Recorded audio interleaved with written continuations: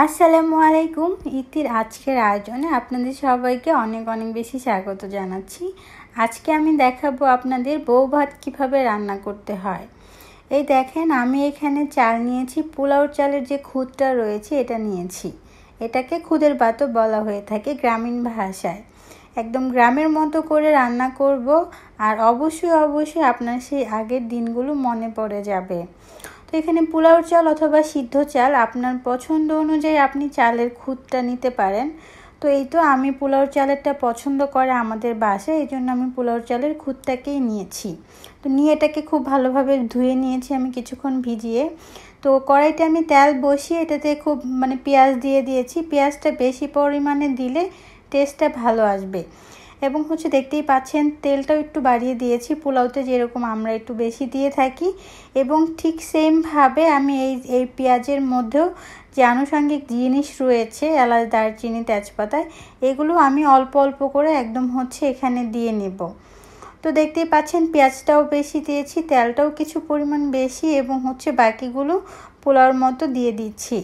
তবে হ্যাঁ, অবশ্যই অল্প অল্প করে দিয়ে আমি এগুলোকে খুব ভালোভাবে নেড়ে চেড়ে একদম লালচে বাদামি করে ফেলবো। খয়েরি বাদামি, লালচে না, বেশি লালচে হবে না, খয়েরি হবে হালকা হালকা। তো দেখতেই পাচ্ছেন এই যে অনেকটা হয়ে এসেছে, দেখছেন অনেকটা ভাজা হয়ে গেছে। তো এটাকে আমি নেড়ে চেড়ে ভাজতে থাকবো যতক্ষণ না ভাজা হয়। তো আপনারা কে কে পছন্দ করেন অবশ্যই কমেন্ট করবেন। তো আমার যখন ভাজা হয়ে গিয়েছে তখন আমি এখানে চালটা দিয়ে দিয়েছি। দেখতেই পাচ্ছেন চালটা একদম 10 মিনিটের মতো ভিজিয়ে রেখেছিলাম খুদটা, এবং ভিজিয়ে রাখার পর এখানে আমি খুব সুন্দরভাবে ছেঁকে নিয়ে তারপর দিয়ে দিয়েছি। এবং আমরা পোলাও চালটা যেভাবে একটু ভেজে নেই, চুলায় দেওয়ার পর ওটাকে কিছুক্ষণ ভাজতে থাকি, পানিটাকে টানাতে থাকি, ঠিক সেমভাবে এখানে ওই কাজটাই করব। অনেকক্ষণ নেড়ে চেড়ে এটাকে পানিটা টানিয়ে নেব। আপনারা এই বউ ভাত অথবা খুদের ভাত কী দিয়ে খেতে পছন্দ করেন অবশ্যই আমাকে কমেন্ট করে জানাবেন, এবং কিভাবে খেতে পছন্দ করেন। এই দেখেন আমার খুদটা একদম ঝরঝরে হয়ে গেছে। তো এই খুদের ভাতটাও একদম ঝরঝরে খুব সুন্দর হবে, দেখতেই পাচ্ছেন, দেখেই বোঝা যাচ্ছে। তো এই অবস্থায় আমি এটার মধ্যে পানি দিয়ে দিব। অবশ্যই আমি পানিটা গরম বসিয়ে দিয়েছি, এটা ফুটন্ত গরম পানি, দেখতেই পাচ্ছেন, দেখে বোঝা যাচ্ছে। তো যতটুকু আমি খুদ দিয়েছি এখানে 2 পটের মতো, ঠিক তার ডাবল আমি এখানে পানি দিয়ে দিয়েছি, এবং পানি দিয়ে নেড়ে চেড়ে দিব। এবং এই সময়ে আপনি লবণটা টেস্ট করে নেবেন, যেটা আগেই দিয়েছেন চালের উপরে, লবণটা টেস্ট করবেন, আর সাথে কিছু কাঁচামরিচ আপনি দিয়ে দিবেন, তাতে ফ্লেভারটা একটু ডিফারেন্ট হবে এবং ভালো লাগবে। এই পর্যায়ে 2টা কাজ করবেন। আপনি চাইলে এই অবস্থাতেও ঘি দিতে পারেন, অথবা এর থেকে চালটা যখন উপরে উঠে আসবে এই সময় ঘিটা আমি দিয়ে থাকি সচরাচর। তো এটাও দিয়েছি, যেটা আমার ক্লিপটা নেওয়া হয়নি।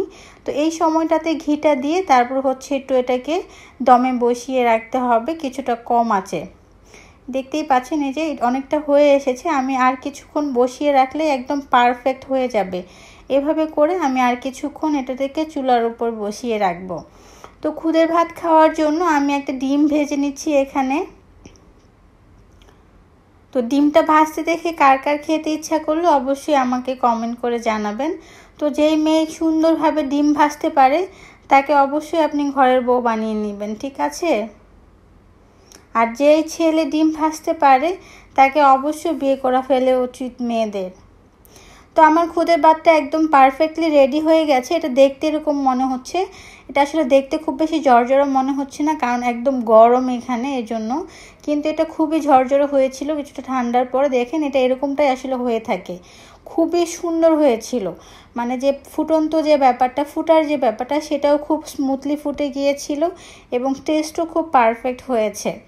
এই তো আমি একটু বেরেস্তা দিয়ে এটাকে সাজিয়ে নিয়েছি। এই যে ডিমটা রয়েছে এখানে আমার আমের আচার রয়েছে, আর সাথে রয়েছে শুটকি ভর্তা, রসুনের লাল শুটকি ভর্তাটা। তো এভাবে কে খেতে পছন্দ করেন অবশ্যই আমাকে জানিয়ে দিবেন। তো আপনাদের এই ভিডিওটা কেমন লাগলো এবং রান্নাটা কেমন হলো অবশ্যই কমেন্ট করে জানাবেন। আর আপনারাও কি এভাবে খেতে পছন্দ করেন কিনা অবশ্যই আমাকে কমেন্ট করে জানাবেন। তো আজ আর বাড়াচ্ছি না, এ পর্যন্তই। ভালো থাকবেন, সুস্থ থাকবেন, আল্লাহ।